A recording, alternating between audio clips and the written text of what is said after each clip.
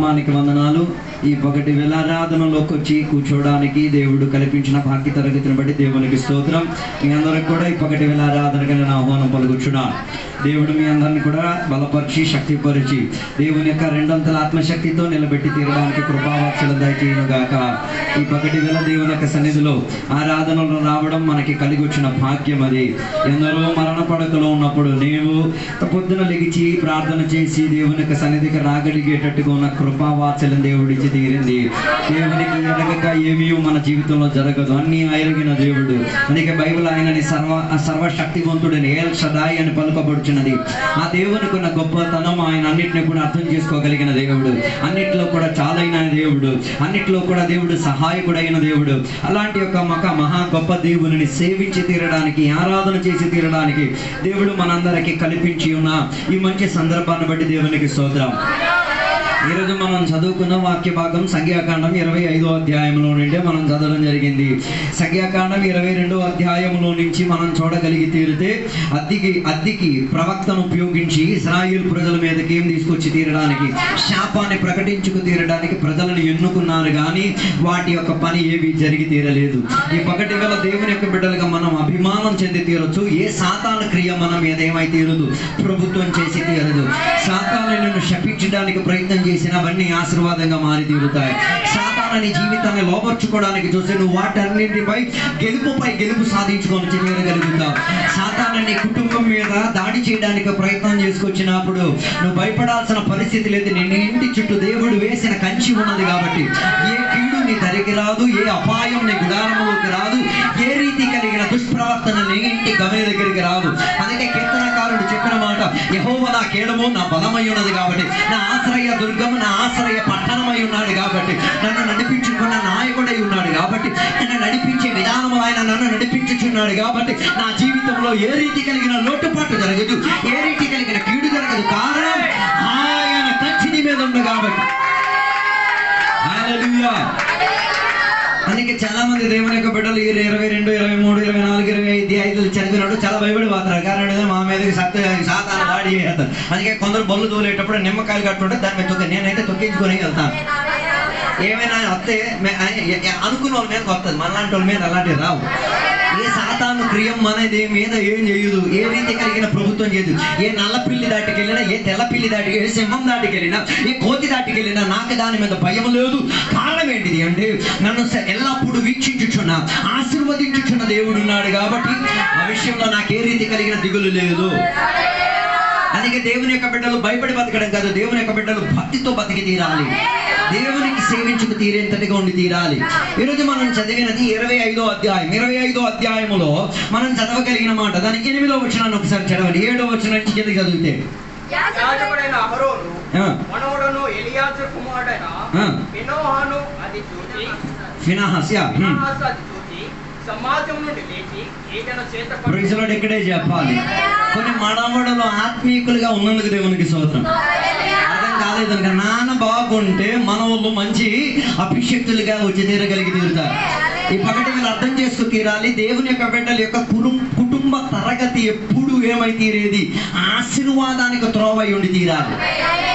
Bible చెప్పుచున్న ఒక మాట, అహరోను దేవుని కొరకు మంచి సేవకుడిగా, అభిషక్తునిగా, దేవుని యొక్క న్యాయ అధ్యక్షునిగా ఆయన ఏం చేసుకు తీరాడు, ఇశ్రాయేల్ ప్రజలలో మంచి యాజక ధర్మం నెరవేర్చుకు తీరాడు.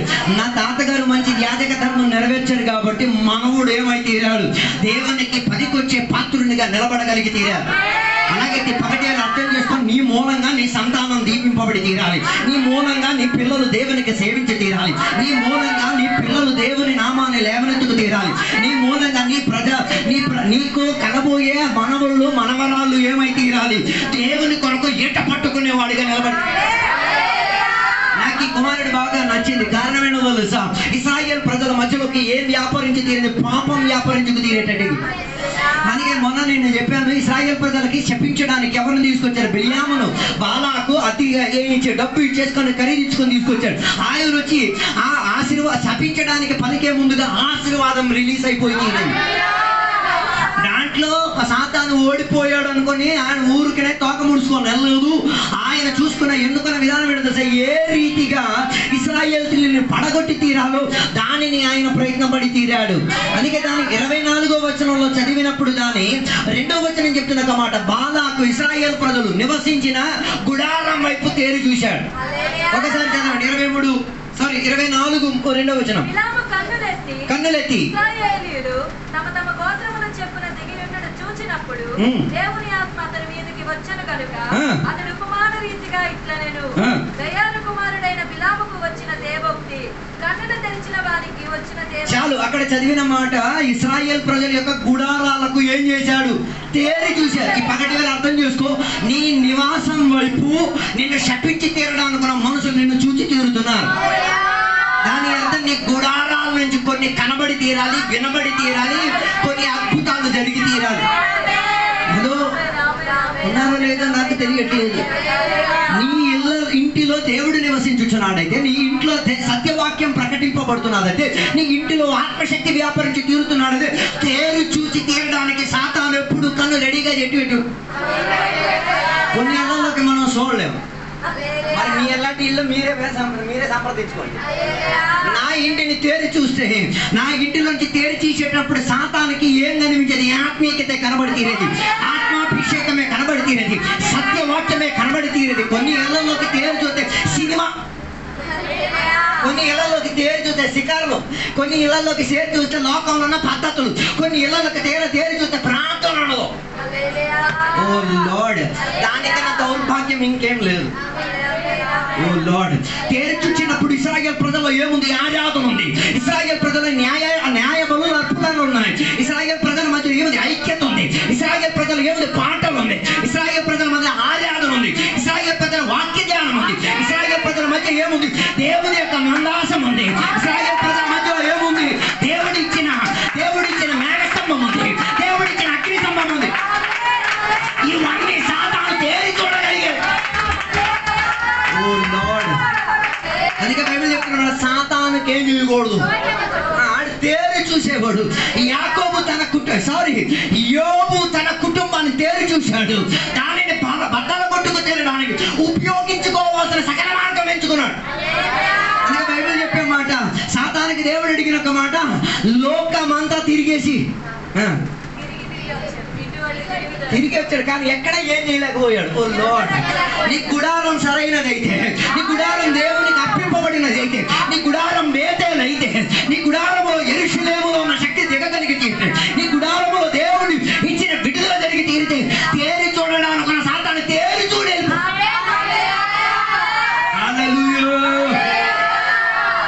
అందుకే బైబిల్ సరిగ్గా ఇచ్చిన మాట, చాలా మందికి ఒక సందేహం ఉంది, సాతాను దేవుని యొక్క సన్నిధికి వెళ్ళగలడా? సాతాను పరలోకానికి వెళ్ళగలుగుతాడా? హలో, నేను మీకే అడిగేది, సాతాను దేవుని సన్నిధికి వెళ్ళగలుగుతాడా? సాతాను పరలోకానికి వెళ్ళగలిగితేనా? మనందరికి ఉన్న ప్రాబ్లం ఏంటంటే, సాతాను దేవుని సన్నిధికి వెళ్ళలేడు, సాతాను పరలోకానికి వెళ్ళలేడు. దాని అర్థం అక్కడ రాయబడిన వాక్య వాదిగానే 1వ అధ్యాయం ఇంటికి చదవండి. ఆది యందు దేవుడు భూమి ఆకాశం, తెలుగులో అది భాషాంతరం తప్పు, ఇంగ్లీష్లో రాయబడిన ఆది యందు దేవుడు హెవెన్ అండ్ ఎర్త్, పరలోకాన్ని భూమిని సృష్టించారు. పరలోకం అన్న పదం మొదటిగా రాయబడలేని కారణం ఏంటిది అంటే, దానికున్న ప్రయోగం ఏంటిది? తెలుగు భాష శైలికి అడ్డదిడ్డమైన పద్ధతులు రావచ్చు. అందుకే వారు పరలోకానికి ఏమని రాశారు? భూమి ఆకాశం అని రాశారు. నాతో లేరు అనుకుంటా. అలాగైతే నా ప్రశ్న, దేవుడు భూమి ఆకాశములను లేకపోతే పరలోకాన్ని భూమిని సృష్టించిన దేవుడు ఎక్కడ కూకున్నాడు? మీ ఇంటికాడ ఉన్న ఫోటో ఫ్రేమ్ లో కూకున్నాడా? నీ లాకెట్ లో కూకొని ఉన్నాడా? లేకపోతే నువ్వు కొట్టిన పెయింట్ మీద కూకున్నాడా? ఎక్కడో కూకున్నాడు. దాని అర్థం ఆయన కూకోలే, ఆయన ఉన్న ఒక లోకం ఉంది, ఆయన సృష్టించిన ఒక లోకం. అర్థం కాలేకపోతే ఊరికే దేవునికి సేవించుకొని నయా పైసా పనికి లేనట్టుగా పోతాం. అర్థం చేసుకో, దేవుడు భూమి ఆకాశాన్ని సృష్టించినప్పుడు ఆయన సృష్టించిన ఒక పరలోకం ఉంది, ఆయన నివసించిన ఒక పరిశుద్ధత ఉంది, ఆయన ఎల్లప్పటికీ యుగానుయుగముగా ఉన్న ఒక చోట.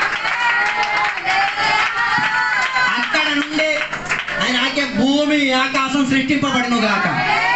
దాని అర్థం దేవుడు శూన్యతలో నివాసం చేసిన వాడు దేవుడు. అందుకే బైబిల్ ఆయన ఆల్ఫా ఒమేగా, ఆయన ప్రారంభం, ఆయన ముగింపు, ఆయనే సర్వశక్తి. అందుకే బాగా అర్థం చేసుకొని వెళ్ళండి. సృష్టించక ముందే ఇంకొక సృష్టి ఉంది. అర్థం కాలేదు అనుకుంటా. అన్ని సృష్టింపబడక మునిపై ఆయన ఉన్నవాడు, ఆయన ఉన్నవాడు అనువాడు. అక్కడ నుండి ఆయనకి ఏం ఆశ కలిగింది? భూమి ఆకాశాన్ని ఏం చేద్దాం. అలాగైతే సృష్టింపబడలేని పరలోకం, సృష్టింపబడిన. అర్థం చేయలేకపోతే అలాగైతే సాతాను ఎక్కడికి వెళ్ళవచ్చు? సృష్టింపబడిన. హల్లెలూయా, హల్లెలూయా. అది ఆడికి దేవుని యొక్క అది ఆడికి దేవునికి కలవడం అనుకున్న చోటే. అర్థం కాలేదు. దేవుని సన్నిధికి వచ్చాడని రాస్తుందిగా. దాని అర్థం ఆ పరిమితి ఉన్న చోట్ల నిండే దేవుని ఏం చేసుకోగలిగేది, కనుక్కోగలిగేది, మాట్లాడగలిగేది, సంభాషణ. దగ్గరికి రాలేవు నాయన. పగటి వల్ల నీవు నేను భాగ్యం చెందిన వాడు. ఆయన ఉన్న చోట్ల దగ్గరికి వెళ్ళి చేరడం అనుకున్నా. కృపాసింహాసనం అర్థం చేసి దేవుని దాని అర్థం సాతానికి దొరకలేని భాగ్యం దేవుని బిడ్డగా యేసయ్య రక్తం ద్వారా కనబడి, యేసయ్య నామములో విడుదల పొందబడి, యేసయ్య వాక్యం ద్వారా రక్షణ పొందిన నీకు అర్హత.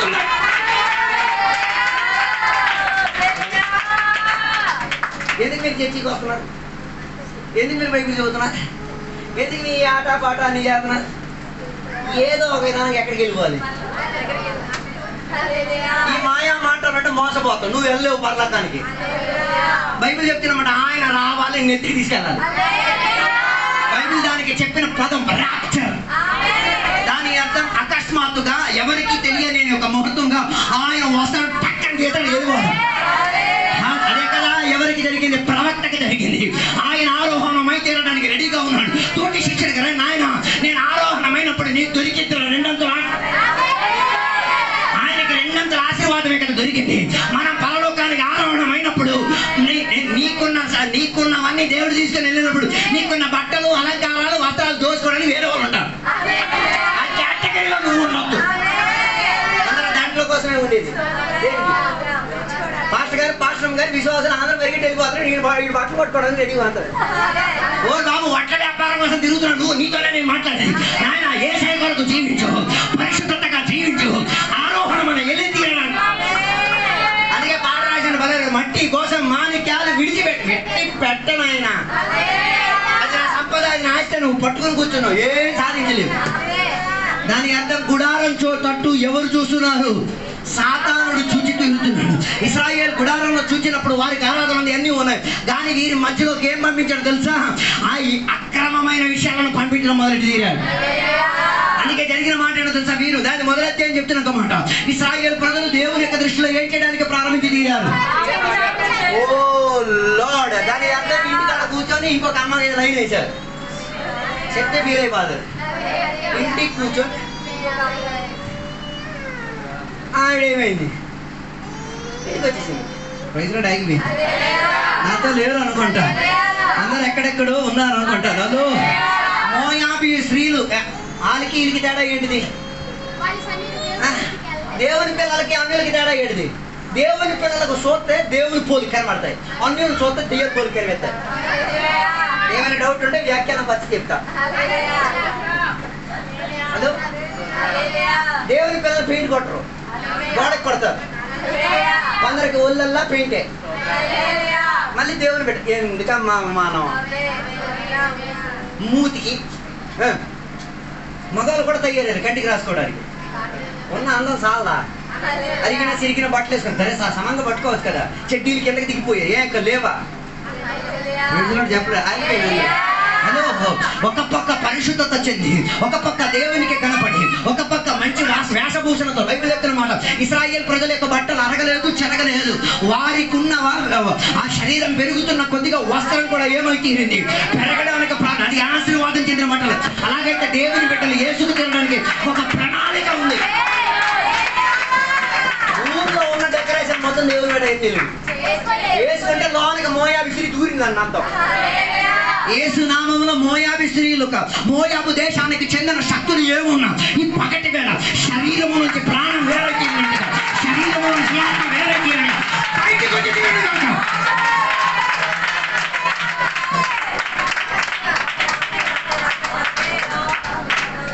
అందుకే పెళ్లిలో అవలేని పిల్లలు, పెళ్లిలో ఉన్న కుర్రలు బాగా వినండి. మోయాబు స్త్రీలు తిరిగితున్నాయి బోర్డు, అర్థం కాలేదు. వాటిని ఎంచుకొని ఇంటికి తెచ్చుకొని మాంసాలను తెచ్చుకోమాక. హలో, షిక్కీములో నివసించిన దేవుని యొక్క బిడ్డల మధ్యకి ఎవరికి పంపించారు? అందమైన, చందమైన, లేకపోతే వేషభూషణ కలిగిన, లోక పారంపర్యాలు కలిగిన ఆడపిల్లలు వచ్చేసరికి సొంత భార్యను విడిచిపెట్టి దేనినంటే. అందుకే నీ భార్య నువ్వు ప్రేమించు, నీ భార్య కూడా సుఖం నువ్వేవు, ఇవ్వలేకపోతే ఇంకో సిట్టింగ్ దాన్ని రెడీగా ఉంది. నీ భర్తకు నువ్వు పువ్వు లేదు అనుకో, పువ్వు ఇవ్వడానికి మనిషి రెడీగా ఉన్నాడు. నీ భర్తకు నువ్వు గిఫ్ట్ ఇవ్వలేదు అనుకో, ఇవ్వడానికి రెడీగా ఉన్నాడు. నీ భర్తకు నువ్వు ముద్దు ఇవ్వలేదు, ఇవ్వాల్సిన రెడీగా ఉన్నాడు. నువ్వు ఇవ్వలేదు, అది కాబట్టి అయిపోతున్నాడు. నాతో లేరు అనుకుంటాను.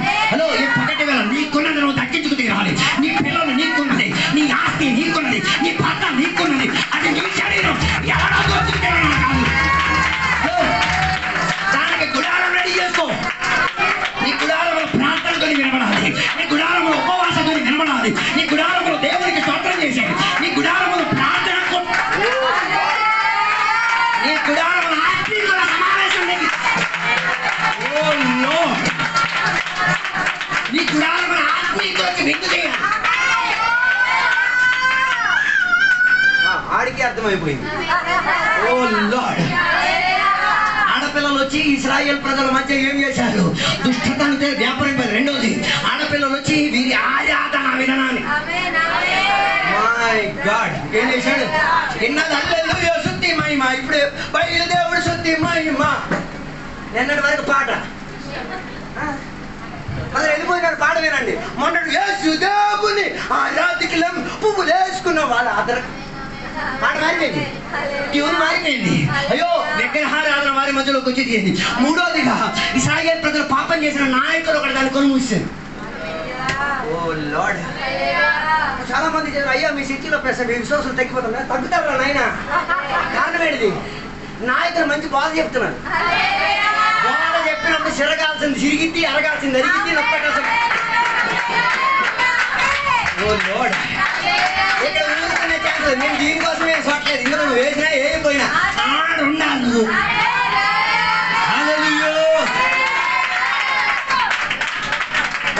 మాట, భార్య భర్తకి ప్రేమించమని చెప్పలేదు. భార్యని నువ్వు ప్రేమించడానికి వెళ్ళక్కల, నేను ప్రేమితే చాలు. నువ్వు ప్రేమించడం లోపడితే చాలు. ఓ లార్డ్, హల్లెలూయా. అమ్మ పిల్లలు అమ్మా నాన్నకి, అమ్మా నాన్న పిల్లలకి విరక్తి తెప్పించుకోకు. కోపం తెప్పించాలిగా. ఈయన ఇప్పుడు కోపం తెప్పించాలి, ఏం చేయండి? కూకొని పొడవండి. ఫస్ట్ కూర్చొని సైలెంట్, అయ్యగారే నన్ను ఏం చేశాడు. తర్వాత కొట్టండి, అయ్యగారే సైలెంట్ కొట్టండి. మూడోది కిల్లండి, సైలెంట్ కొట్టండి. నాలుగోది చెయ్యండి, వాడు అవసరాలు కూర్చొని బయటకు వస్తాడు. హలో, ఉన్నారో లేదో నాకు తెలియట్లేదు, నాతో ఉన్నారో లేదో నాకు తెలియట్లేదు. నీ కుటుంబం దేవునికి అంకితమైనది.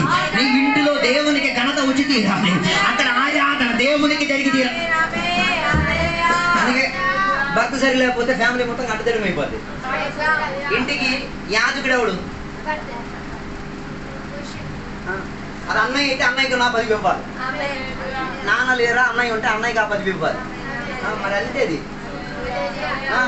ఓ లార్డ్, హలో, ఆయన లీడర్షిప్ అని ఏం చేయకూడదు.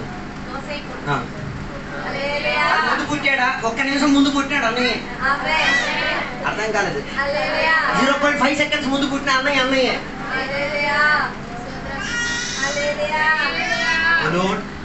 అన్నయ్య మీద చేతులు తీయలేవు. ఏ దేవుడు నీ పేదనండు అక్క లేడు అనుకుంటారు. అక్క పెద్దదైతే అక్క మీద ఏం చేయకూడదు. నేనే అదిగోండి, నేను దొరికితే దెబ్బలు. హలో, దేవుడు న్యాయ అధ్యక్షుల నుంచినది దేనికి? ప్రజలు వారికి లోబడి ఉండి తీరాలి. సంఘానికి పాస్టర్ గారు ఎందుకు ఇచ్చారు?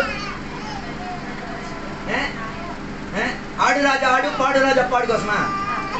అర్థం కాలేదు. తల దీవింపబడితేనే తోక దీవింపబడేది. తోక ఎక్కడ డాన్స్ చేసినా తల లేదు అనుకో, మరి చూసుకోవడానికి వేరే వాళ్ళు ఉంటారు. అందుకే యోహాను గారు వాక్య పరిచయం చేసినప్పుడు తలలా నిలబడి వాక్యం చెప్పేది. తలగా నిలబడి వాక్యం రే కాల సర్ప వంశమా అని పిలిగేసరికి తోక పిచ్చను స్టడీ అయిపోయారు. నువ్వు తోక తల నీ యాటిట్యూడ్ వస్తే తెలిసిపోద్ది.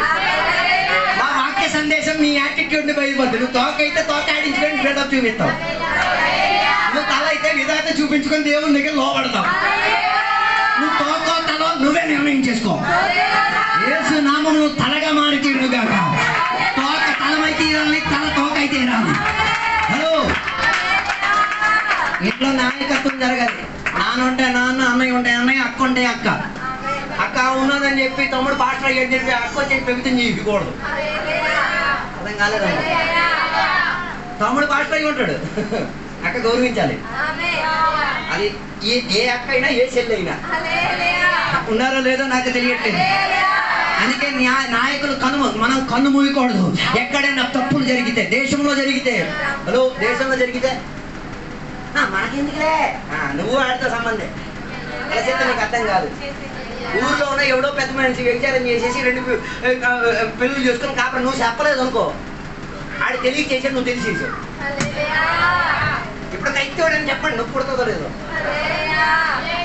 మనకెందుకులే ఆయన పెద్ద మనిషి, నువ్వు చెప్పాలా ఏమని? ఇది న్యాయం కాదు, ఇది వ్యవస్థ కాదు, ఇది ధర్మ వ్యవస్థ ఒప్పేది కాదు నాయన, ఇది చేసేది పొరపాటు, దేవుడు ఉగ్రత వస్తుంది. ఇది చెప్పింది రాజా మీకోసం నేను ప్రార్థన చేస్తాను. ఇది చెప్పింది మీకు ఫీల్ అయ్యి ఉంటుంది, గాయ కొరత నా ఫ్రెండ్ అయినా మీకోసం నేను ప్రార్థన.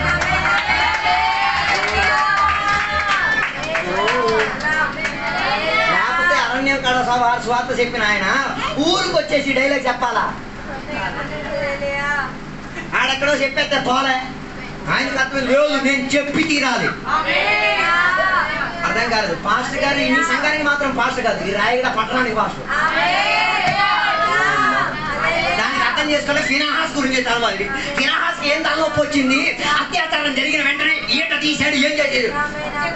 మిగతా వాళ్ళంతా సైలెంట్గా ఉన్నారు. అర్థం కాదు, కవడమే కష్టం అనుకుంటా. హలో, అందుకే పగటి వేళ ఫినాహాసలు కొందరు లెగాలి. యేసయ్యుడు అలాగే లేచాడుగా. దేవాలయానికి వెళ్ళినప్పుడు అత్యాచారం జరిగింది చూసి సహించలేక కొరడా తీసి తోలాల్సిన దాన్ని తోలేసి సరిపరచాల్సిన దాన్ని సరిపరచుకుది. కేవలం ఈ సంఘం లోపల పరిమితైపోయిన గిన్నికోడి కాదు. గిన్నికోడి అంటే అక్కడక్కడ తిరిగేది కాదు, నువ్వు ఈ పట్టణానుకున్నా. అందుకే కీర్తన చెప్పిన మాట, యెహోవా ఇల్లు కట్టించిన ఎడల దాని తర్వాత వ్యర్థమే. తర్వాత పిల్లల గురించి, కుటుంబం గురించి రాయబడి దాని అర్థం విశ్వాసి ఇల్లు కట్టక ముందే పట్టణాన్ని కాచిన దేవుడు ఆయన. నాతో లేరు అనుకుంటారు. దాని అర్థం నువ్వు గూడుకోళ్ళ కూకున్న గినికోడివి కాదు, ఒక పట్టణాన్ని సంరక్షించిన అబ్రహాంది. ఒక సదోమ కుమార మీద నాశనం రాకుండా మంచి అవర్తిని వహించుకు తీరడం అనుకున్న శ్రేష్ఠ అభిషక్తుడివి. నేను ఇక్కడిక్కడే గినికోళ్ళే తిరిగేస్తాను. తిరుగు, నువ్వు దేవుని బిడ్డ కాదు, వేరే ఎవడో బిడ్డవి. దేవుని బిడ్డ వర్షం కురిపించాలన్నా, వర్షం పడాలన్నా ఒక్క ప్రార్థన చాలు, ఒక్క మాట చాలు, ఒక్క పలికింపు చాలు, దేవుడి నెరవేర్చి తీరుతాడు. ఈ పగటి వేళ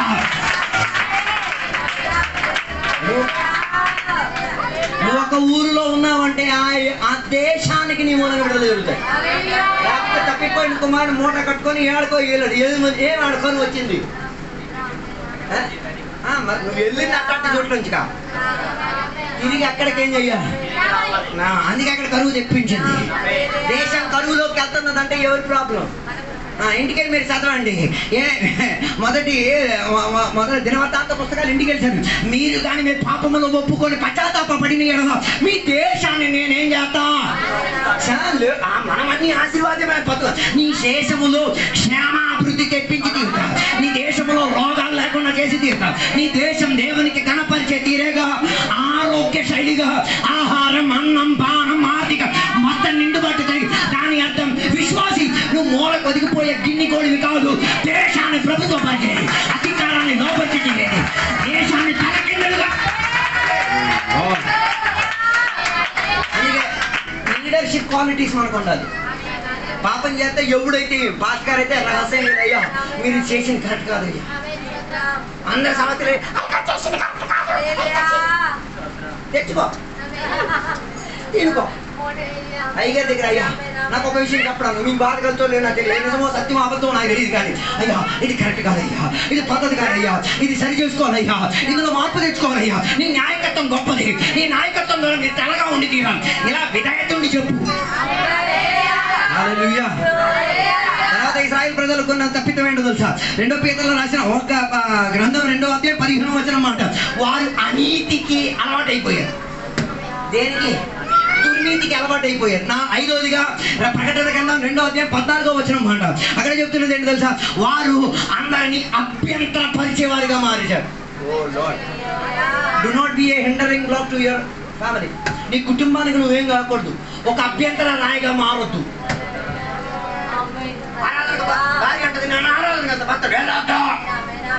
ఈరోజు అభ్యంతర రాయిగా ఉంటావు, రేపు ఇంకో రాయి అవుతావు. ఒక అదృశ్య చెయ్యి నుంచి ఒక రాయి తగిలితే ఎప్పుడైపోతావు.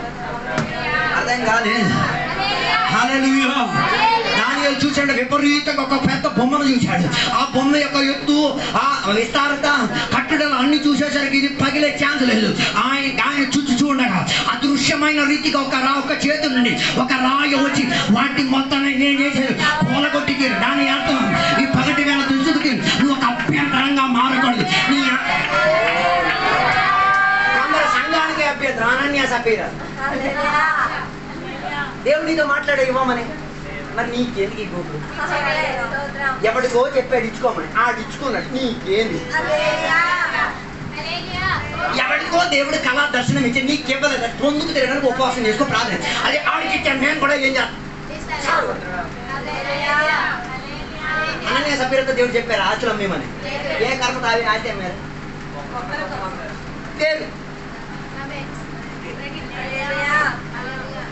కెడిట్ వచ్చింది, మంచి కెడిటే, జీవితంతో చెప్పుకోవడం కూడా కెడిటే. భార్యకి భర్తకి చచ్చిపోయి 3 గంటల లోపల తేడా. భార్యకి ఎవరు సమాధి చేశారు తెలియదు, భర్తకి ఎవరు సమాధి తెలియదు, ఐదు మాత్రం వెళ్ళాయి. ఆ కుర్రోలు ఆనందమే నన్ను మెచ్చుకునేది. ఎవరు దొరికిందిరా సంఘానికి సంఘం ఎంతగా నేను వేసాను రా, నేను సమాధి. ఆడు ఊరల్లా చెప్పు తిరుగుతాడు ఏమని, మా సంఘంలో సంఘం పెద్ద అబద్ధం చెప్పినాడు, దేవునికి ఇవ్వకుండా ఇవ్వాల్సిన దాచిపెట్టి.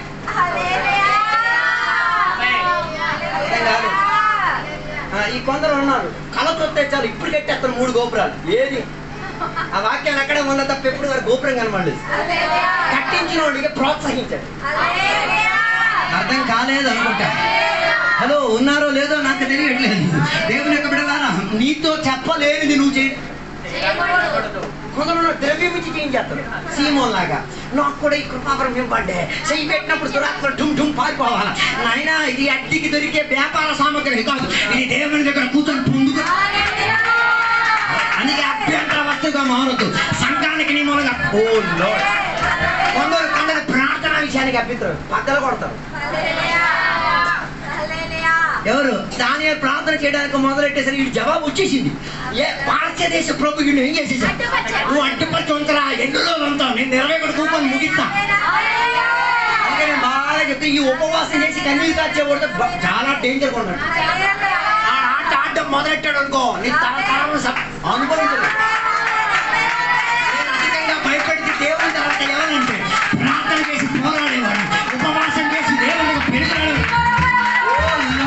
అట్లాంటి వాడి మీద అలాంటి వేరే మీద ఏ తాడి. ఓ లోడ్, కొన్ని రోజులు ఆయన చెప్పినాక నా ప్రార్థనకి జవాబు రాలే, ఎవడో అడ్డుపరిచాడు. కదా అర్థమైంది. అడ్డుపరిచేసిన ప్రార్థన ఆపలేదు, ఉపవాసం ఆగలేదు, ఆచారం ఆగలేదు, వాక్య ధ్యానం ఆగలేదు, మంటలగలం ఆగలేదు, అడ్డుపరిచిన వారి.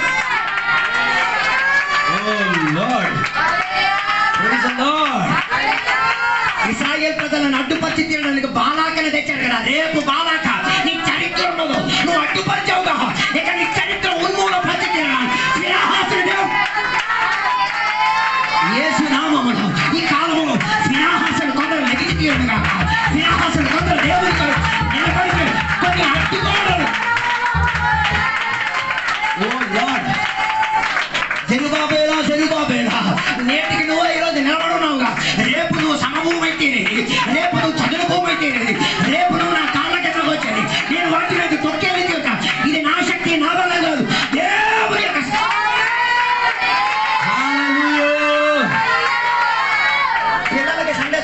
బ్లాక్ చేయొద్దు.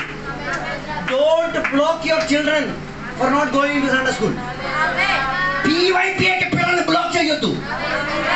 అదృశ్య చెయ్యి వస్తుంది, పగిలిపోద్ది. మళ్ళీ వచ్చి పేద దేవుడు మేమేం చేయలేము. దేవునికి ఇవ్వాలి, నువ్వు దేవునికి ఇచ్చి తీరాలి. హల్లెలూయా. ఆత్మిక విషయాలకు నువ్వేం కాకూడదు. ఒక అభ్యంతరం. ఓ లార్డ్, ప్రైజ్ గాడ్. అభ్యంతరంగా మారిన దానిని ఫినహాసు లెగ్గి చేంజ్ చేశాడు.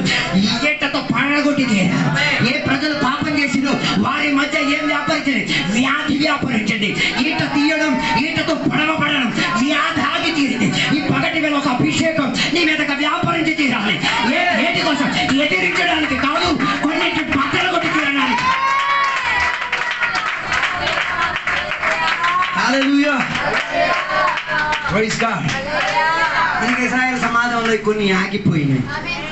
రెండోదిగా బైబిల్ చెప్తున్న మాట, ఫినహాసు లెగడం వలన ఏమైతే ఉందో దాని 12-13 వచనం చెప్తున్న మాట. కాబట్టి నీవు అతనితో ఇట్లా నువ్వు అతనితో నేను నా సమాధాన నిబంధనను చేస్తున్నాను. ఒక పక్క న్యాయ విధి దిగి వచ్చినప్పుడు ఫినహాసు లెగడం వలన ఏమొచ్చి తీరింది? సమాధానంగా కలిగిన ఉటంబడిక దిగి. ఏది నీకు అనుకూలం లేదు అనుకుంటున్నావు కదా, ఏది నీకు సౌకర్యం కాదు అనుకుంటున్నావు కదా, ఏది నీకు అనుకూలత అనిపించట్లేదు అనుకున్నావు, భయపడొద్దు. నువ్వు దేవుడితో సమరూపిణి అయి ఉండి తీరు. ఆయన సమాధానం ఉటంబడికతో దిగొచ్చి తీరుతాడు. ఆయన నీ కొరకు. నీకు సమాధానం లేదా? సమాధానం కాదు వస్తాడు. ఓ లార్డ్, నాకు భలే నచ్చింది. ఒకటి ఎరుకో నుంచి ఎరుసలేం నుంచి ఎరుకోకు బయలుదేరారు. వెళ్ళిన త్రోవలో సమాధానం అంతా పోయింది. ఉన్న బట్టలు కూడా పీకెళ్ళిపోయి, బట్టలు లేవు, స్థితిగతి బాగోలేదు, ఆరోగ్యం ప్రాణహానికి నీళ్ళు కొట్టుకురాడుతున్నా. అక్కడ భయపడద్దు. వచ్చి దాటికెళ్ళిపోయిన ఎవరు నీకు సాయంత్రం భయపడద్దు. అక్కడ వస్తున్నాడు సమయుడు. ఆడి తొలుతున్నాడు కాదు, ఖాళీ నడకలు వచ్చినాడు చూసేసి సాయంత్రం ఖాళీ నడకలు ఎక్కడ వచ్చి ఇంకోటి వస్తాడు, బండి మీద వస్తున్నాడు. సమాధానం లేకుండా ఇక్కడ కూర్చున్నావుగా. ఈ యాజకుడు సమాధానం చేయడు, ఇప్పుడు చేయడు. మరోడు వస్తాడు. ఆడికి నీ కుటుంబంతో ఏ సాదృశ్యం ఉండదు. ఆడి నీవు నమ్మిన దానికి ఏ సాదృశ్యం, కానీ ఆడి లోపల దయ ఉంది, ఆడి లోపల సమాధానం. ఈ పగటి రాసి చేసుకో. సమాధానం ఉడంబడిక కొరకు ఎవరో ఒకరు అదృశ్యంగా నీ దగ్గర వచ్చి సదుపాయం ఏర్పరిచి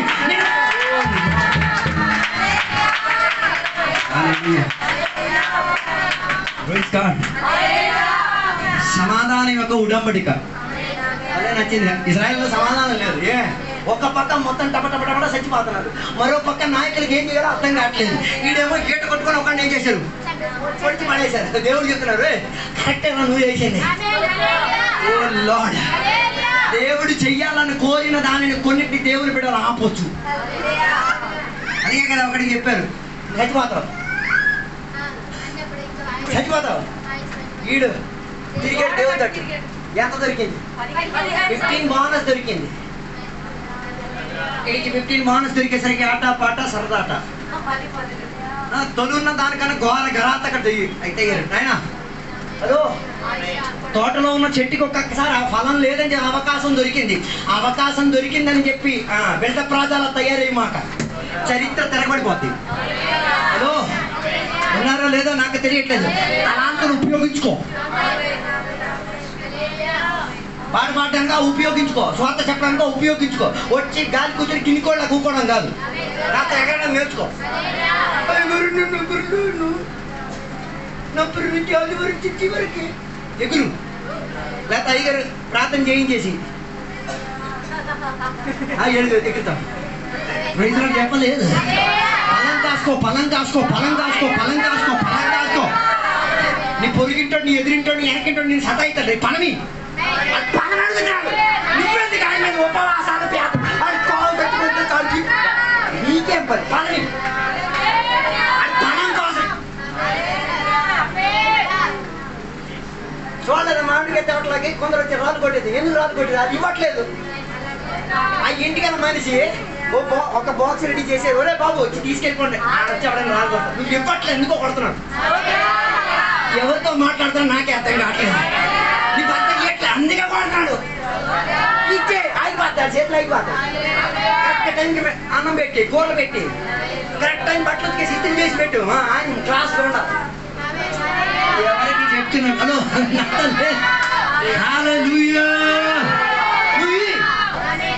పలక కాసుకోవడానికి దేవుడు నీకు అవకాశం ఇచ్చారు.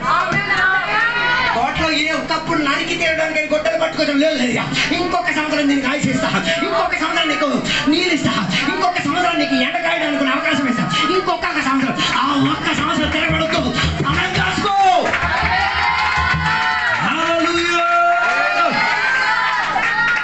అందుకే దేవుని సరిగ్గా ప్రథమ ఫలం తీసుకురావాలని.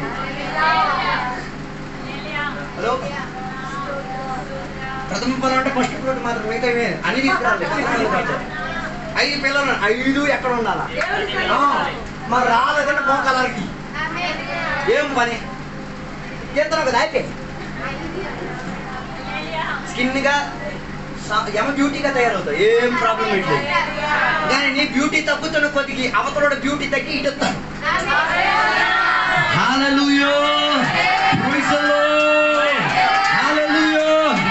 ఈ పగటి వినాహాసలా లెగు.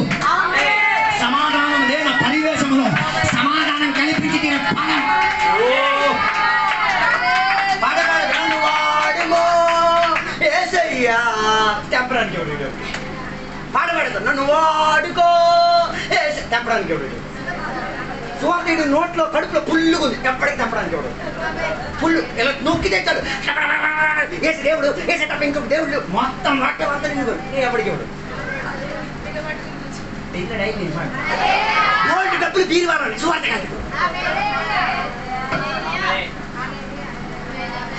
లేరు అనుకుంటా, ఎక్కడ పెట్టుకుంటావు? ఫలం ఇచ్చే కనిపించిన నాకు అందరికి ఇచ్చేసిపోయి ఫలం. అందుకే యోహాను గారు మారు మనసుకు తగిన. ఓ లార్డ్, హల్లెలూయా, హల్లెలూయా. ఇప్పుడు పేద పీడనికి కూడా ఇబ్బంది, పిచ్చికడానికి ఇబ్బంది, స్వార్థకి అరే బాబు నో ప్రాబ్లం. సమాధానం నీ లోపల ఉంది. అసమాధానం కలిగిన చర్యల ఫినాహాసరా లేచా పని ఇలా చేస్తే మనకు అర్థం కాదు కదా. ఊర్లో ఒక చట్టం వచ్చింది, ఎవడు ఊరి పొలం నుంచి ఏం చేయకూడదు, దాని కానీ ఏం కోసుకోవాలి, మీరు వేసుకోవాలి మేము కోసుకోవాలి. ఒకటి మాత్రం చెప్పాడు, నేను ఇచ్చే ఛాన్స్ లేదు. ఆడేం చేశాడో తెలుసా? కానుక చాకర దాగుని మరి ఆడ ఎలా పంట వేసాడో నాకు తెలియదు, కానీ ఎలా పంట కాసాడో నాకు తెలియదు, కానీ ఎలా దానికి నీరు పోసాడు నాకు తెలియదు, కానీ కోతకాలం వచ్చేటప్పుడు వీడు మాత్రం ఏం పట్టుకున్నాడు? పడవలు పట్టుకున్నాడు.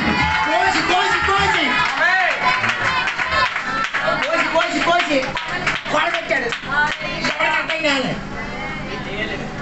ఓ లార్డ్, ఓ ఎవరికి వేసినప్పుడు అర్థం కాలే, నీరు పోసినప్పుడు అర్థం కాలే, కోసినప్పుడు అర్థం కాలే. కోసేసి పంటల భూమి ఎలా ఉంది అప్పుడు అర్థమైంది. దానికి ఆయన అర్థం చేసుకునే ముందు వీడన్నీ కూడా పెట్టేసుకున్నాడు. ఈ పని నువ్వు చెయ్యాలి. దీనికోసమే దేవుడు నీకు సంకల్ప బైబిల్ ఇచ్చాడు, దీనికోసమే దేవుడు నీకు నోట్లో పాటలు ఇచ్చాడు, దీనికోసమే నీ నెత్తి మీద అభిషేకం ఇచ్చాడు, దీనికోసమే నీ పాదాలు ఎవరికి చెప్పాలి? ఇవన్నీ డ్రమ్ము లోపల పెట్టి ఈ క్రీమ్ బండి ఇంటికాడ కూకుంది.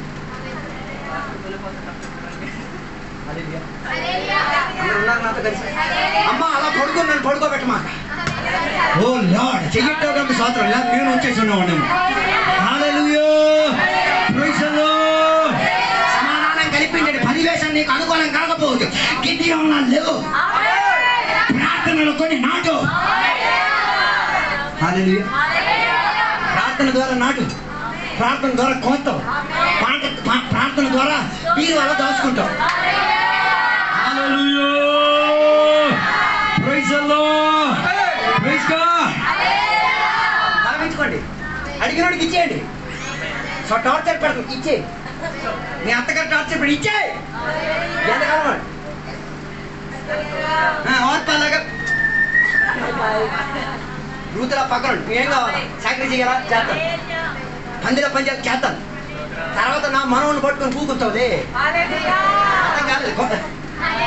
ఫోన్ సమస్య అమర బా. Hello hello hello hello hello ఏ మోయాబు దేశాన్ని వదిలి తీరొచ్చిందో, ఏ వేదనంతా ఆమె అనుభవించుకు తీరిందో, మన మన కోడలై ఉంటే ఏం ఒప్పుకుంది. మా అత్త గొప్ప ఇంటికాడ మొక్కుంది, నన్ను మాత్రం లేదు బాగుంది. పంచి అత్తకి తినగలిగేటట్టుగా పంచి, ఇంకా జీవితాలతో కుర్చీ నుంచి మీ అత్త లెక్కకూడదు. మేత పెట్టి నాకు రెబేకా వలేనది, మన రెబేకా గురించి కాదు, నేను బైబిల్ రెబేకా గురించి చెప్పాను. ఆమె దగ్గరికి వచ్చి చెప్పి నా నీళ్ళు కూడా పుల్లుతో రెడీగా ఉండండి. ఈ రోజు నువ్వు అనుభవించిన త్యాగం రేపటికి నీకున్న విస్తారతకైన ఆశీర్వాదం. ఓ లార్డ్, వివాహం ఎక్కిన 2-3 సంవత్సరాల కొద్దిగా చిరియే, వివాహం చెక్కిన 2-3 సంవత్సరాలు కొద్దిగా అర్థమే అన్నమే సహించు, నో ప్రాబ్లం. తర్వాత ఉందరా నాయన నీకు కారణం అవుతాయి.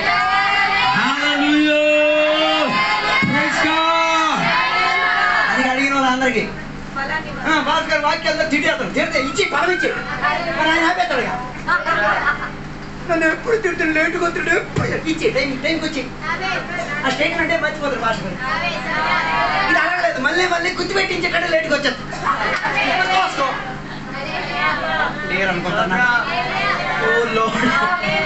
ఫలం అడిగిన యజమాని ఫలమే అడుగుతాడు. గొడ్డలు పట్టుకుని ఏం చేయలే, గొడ్డలు పట్టుకుని అనుకుంటే పరిస్థితి ఏంటో. చివరి మాట సంఖ్యాకాండం 25:3 చెప్తున్నమాట, వారు ఇశ్రాయేల్ ప్రజలతో ఏం కాలేదు, ఐక్యం కాలేదు. చివరికి ఉన్న వాక్యాలు, వారు ఇశ్రాయేల్ ప్రజల నుంచి వేరై తీరాలి. ఈ పగటి మనకు ఒక వేర్పాటు ఉండి తీరాలి, పరిశుద్ధులుగా ఉండి తీరాల, వేర్పాటు ఉండి తీరాలి. దానికి పాడాలి ఏంటి, లోకం మనకి యోగ్యం కాదు, పాపం నాకు అనుకూలమైనది కాదు, ఈ జీవిత విధానం. దేవుని బిడ్డలు అందరూ సినిమా చూడడం మానేశారు అనుకో, సినిమా ఇండస్ట్రీ పడిపోద్ది.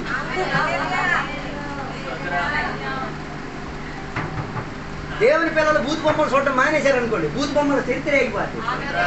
దేవుని బిడ్డలు మందు దగ్గర మానేశారు అనుకోండి, ఓ లార్డ్, సిల్వర్ కోసం కూడా అక్కడికి వెళ్ళకూడదు. సిల్వర్కి వెళ్తే మళ్ళీ బాటిల్ తోస్తావు. Hallelujah, praise the Lord. దేవుని బిడ్డలు లెక్కగలిగి తీరితే కొన్ని సాంప్రదాయాలు ఏమై తీరుతాయి, కూలిపోతాయి. ఫినహాస్ ఆటోళ్ళు లెగడం ప్రారంభించి తీరితే ఒక జనరేషన్ దేవుని కొరకు నిలబడి తీరుతాయి. అందుకే నా మాటలు నేను ముగించాలని కోరుచున్నాను. దేవుని బిడ్డలు ఫినహాస్ లాగా లెగండి.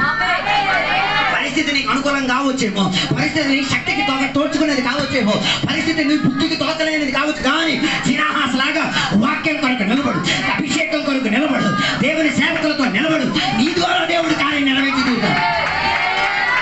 ఏ ప్రజలు పాప జీవితంలోకి వెళ్ళారు, ఆ ప్రజలకి విడిపించుకు తీరడానికి యేసయ్యగా మారి జరుగుతుంది.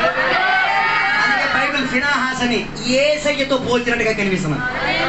యేసయ్య కూడా లోకానికి వచ్చింది దేనికి, రక్షణ ఇవ్వడానికి. తర్వాత ఏమయ్యాడు, ఓ లార్డ్, మళ్ళీ స్వార్థ నేను చెప్పాలి. యేసయ్య రక్షణ ఇవ్వడానికి భూమిలోకి వచ్చి ఏమైపోయాడు, చచ్చిపోయాడా, సమాజ్ చేశారా? నువ్వు కూడా రక్షణ పొందుకున్నా, నువ్వు ఇతరులకు రక్షించి నువ్వు కూడా ఏమైపోవాలి, సేమ్ ప్రాసెస్ లోకి వెళ్ళాలి. మరి నువ్వు తెప్పించి ఆడిపోవాలి. మొన్న కూడా పాట పాడుతున్నాను, సేవ పరిచర్యకి పిలుపు ఉంది, నన్ను వద్దయ్యా బాబాను పంపించు, నన్ను వద్దయ్యా నన్ను మరి బాబా ఎవడు చెప్పుకోవాలి, బాబు కూడా రెట్టినట్టే చెప్తాడు, ఎక్సెప్షన్ లేదు. యేసయ్య సిలువలో మరణించి రక్తం కార్చి నీకే రక్షణ, నువ్వేం చేయాలి, మరి నువ్వు బతకడానికి ఎటు సరిపోవాలి, చెత్త ఫీల్ ఇవ్వాలి. హలో, అప్పుడు మీరు అడిగారు, అలాగైతే నేను అలా బతకగలిగేది.